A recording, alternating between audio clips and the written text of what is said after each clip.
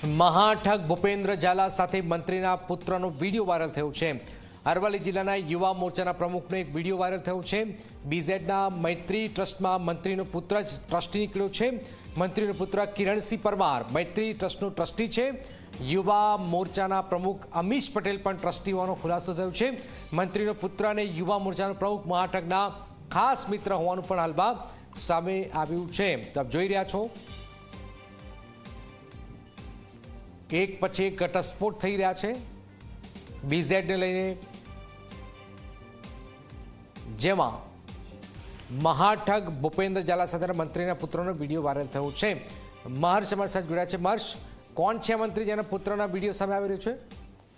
જી જનક, જે દ્રશ્યોની અંદર દેખાઈ રહ્યા છે તે મોડાસાના ધારાસભ્ય અને માજી મંત્રી અન્ન પુરવઠા ભીખુસિંહ પરમારના પુત્ર કિરણસિંહજી પરમાર છે અને તેમની સાથે જે છે અરવલ્લી યુવા મોરચાના પ્રમુખ અમીશભાઈ છે।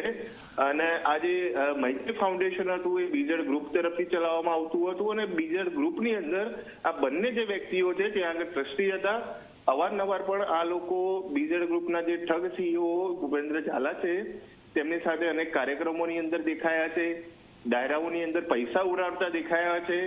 અને એટલું પણ કહું કે લાંબ પાંચમના દિવસે મોડાસા ખાતે બીજેડ ગ્રુપની એક બેંક ચાલુ કરવામાં આવી હતી, એના ઉદ્ઘાટન કરવામાં પણ મંત્રી પુત્ર હતા।